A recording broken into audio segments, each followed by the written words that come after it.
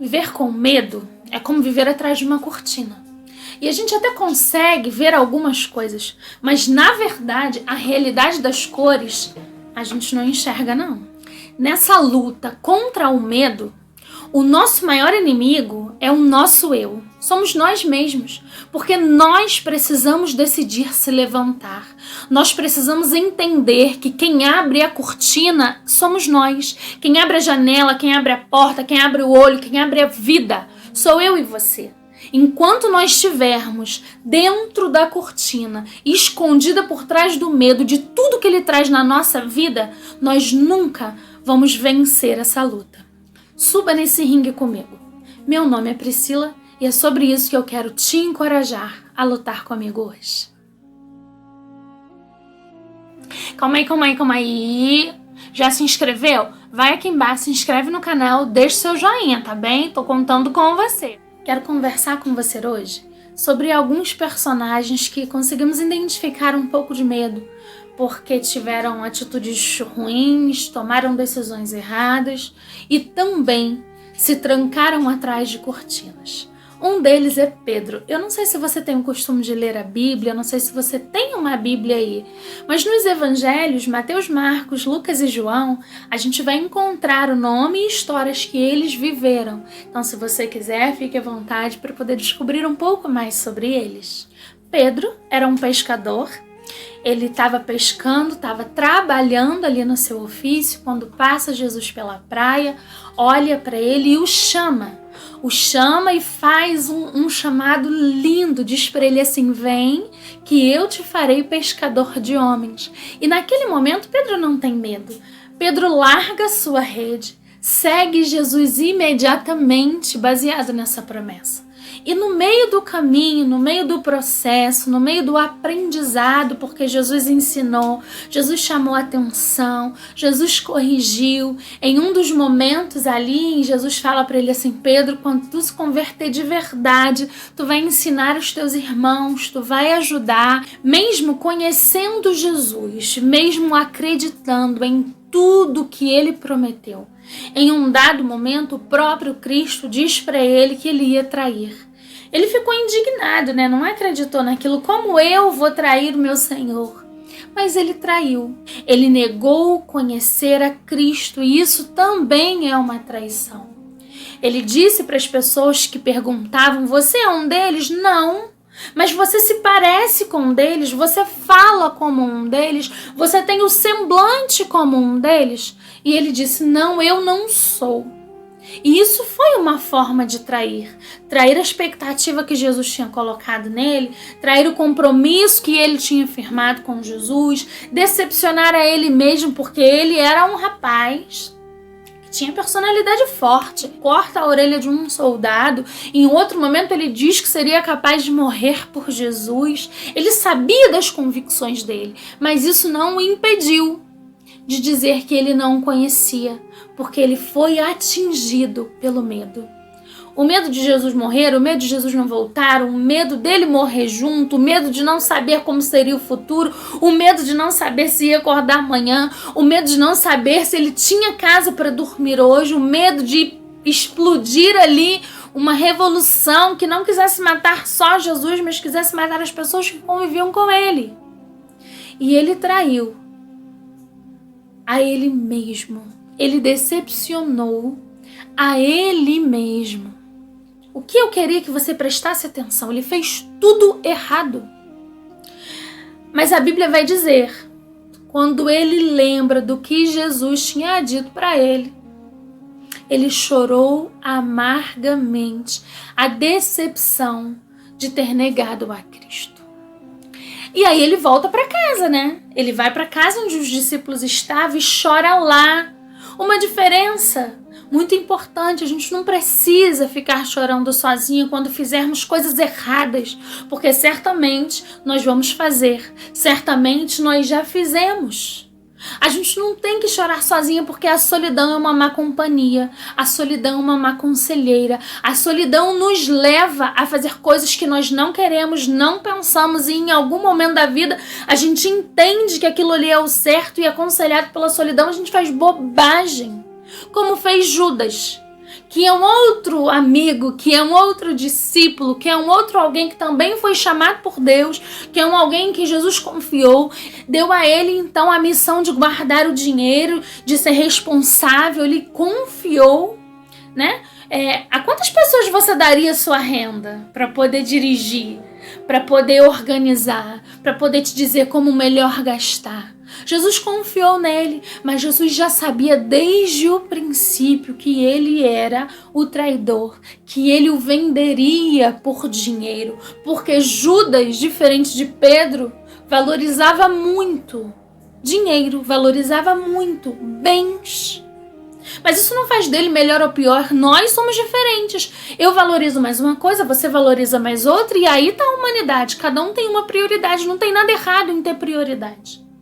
E Jesus o serviu, Jesus lavou os seus pés, Jesus o discipulou, Jesus fez tudo para ele conforme ele fez para todos os 12. Ele não foi excluído de nada, de nenhum discipulado. A Bíblia vai contar essa história de que um espírito maligno entra no coração dele e o convence que melhor do que ter a confiança de Jesus, melhor do que ter Jesus perto, é ter 30 moedas de ouro. E quantas vezes nós não ficamos ouvindo sugestões de pessoas, sugestões dos nossos sentimentos, sugestões das circunstâncias, de que é melhor não ir, é melhor não fazer. E Judas então vende Jesus por 30 moedas. E assim que ele recebe as 30 moedas na sua mão, e ele vê os soldados que estavam procurando a Cristo, pegando ele, levando para o cativeiro, caiu sobre ele um temor, caiu sobre ele um remorso, caiu sobre ele uma culpa. E ele também vai para trás da cortina, a cortina do remorso, a cortina do medo. E agora, que besteira que eu fiz! Como é que a gente vai consertar isso agora? Só que diferente de Pedro, em vez dele correr para os amigos para pedir socorro e falar eu fiz bobagem, ele vai para casa e ele fica sozinho. E o remorso não é um bom conselheiro. E o remorso o convenceu que melhor seria tirar a própria vida. E ele não tem a oportunidade de confessar, se arrepender e abrir a cortina desse medo, para que o Senhor pudesse o perdoar. E a terceira história que eu quero contar não está na Bíblia. Essa terceira história é minha, eu quero compartilhar com você. Um dos meus filhos foi prematuro extremo, nasceu com 24 semanas e 900 gramas. E a gente viveu um turbilhão de emoção. E quando eu deixei Emanuel na UTI, eu entrei atrás de uma cortina de medo. Uma cortina de medo de não conseguir, uma cortina de medo de perder, uma cortina de medo do que seria. E eu estava vivendo um momento que a minha casa estava toda bagunçada, eu tinha decidido me separar do meu marido, eu estava vivendo atrás de uma cortina, eu estava escondida atrás de uma cortina de medo tão grande que eu não sabia como sair dali. E eu me preparei para não amar. Eu decidi não amar aquela criança. Eu fiz todas as minhas tarefas.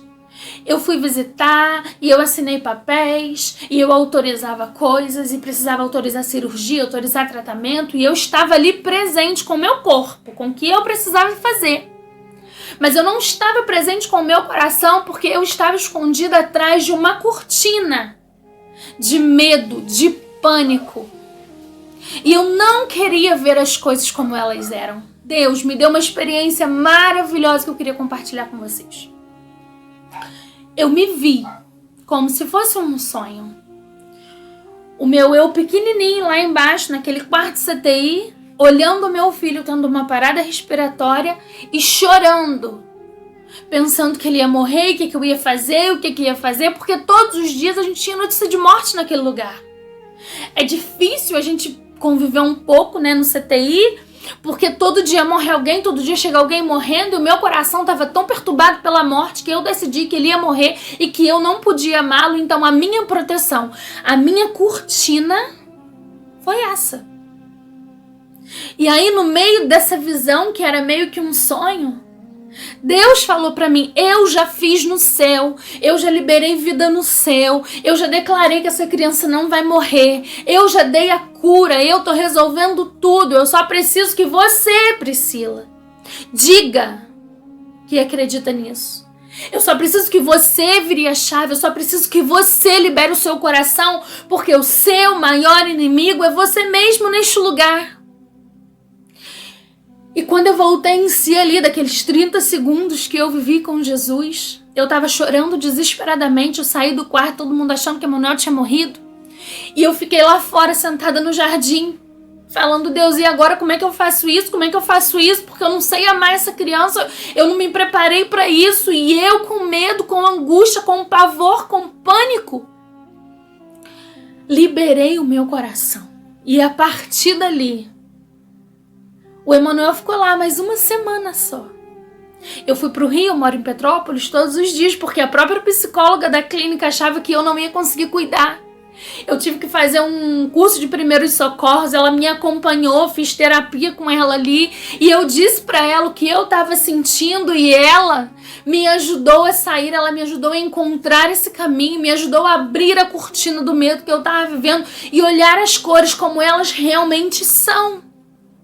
O meu filho teve dificuldades? Ele teve que fazer algumas cirurgias, foi um pouco difícil, ele teve que uma infecção generalizada, mas em nada foi tão grave quanto parecia ser. E eu não conseguia enxergar isso. Ele chegou a 600 gramas naquela UTI. E ele saiu de lá, perfeito para a glória de Deus. E o medo, a minha cortina foi aberta porque eu tive coragem de dar um passo adiante, de abrir a cortina, a janela, a porta, a vida, para que ele pudesse fazer parte da minha vida. E eu tô te contando isso como uma experiência, mas eu tenho outras milhares de experiências de medo e eu ainda vivo algumas cortinas que eu vou abrindo aos poucos, como você aí do outro lado. Eu quero te encorajar. Eu quero te dizer que é possível. Eu quero te dizer que você não vai morrer de medo. Você não vai morrer, não vai definhar. O suicídio, como chegou para Judas, não vai chegar até você. Não é a solução. A solidão não é uma boa companhia. E você precisa decidir abrir a cortina. Vai com medo mesmo, não importa. As primeiras vezes vão ser terríveis. Mas você precisa exercitar e ir com medo mesmo, porque o Senhor vai lhe capacitar. Ontem, enquanto eu pensava neste vídeo, eu vi uma frase que combinou muito e eu quis compartilhar com você. Nossos maiores sonhos estão escondidos atrás dos nossos maiores medos. Não se sinta paralisada pelo medo. Porque se você está com medo, quer dizer que você sonha, quer dizer que você está projetando algo. E eu quero te encorajar a dar um passo adiante. Levante seus pés e dê um passo, porque certamente Deus vai colocar o chão para você pisar, você não vai cair dentro de um buraco. Existem coisas que já estão liberadas no céu e só não chegou até a mim e a você porque nós não levantamos o pé para caminhar. A gente quer ver o chão para depois pôr os pés, enquanto Jesus nos ensina a confiar, a botar os pés para que Ele possa colocar o chão. Você não vai cair, você não vai morrer, você não vai ficar sozinha, você não está condenada a ficar escondida atrás dessa cortina, vendo a vida meia boca e achando que tá bom. Existe luz, existe cores, existe alegrias para você viver. O melhor desta terra, a plenitude de Cristo em você, porque Deus tem muito mais a lhe oferecer. Fique com Deus e até a próxima.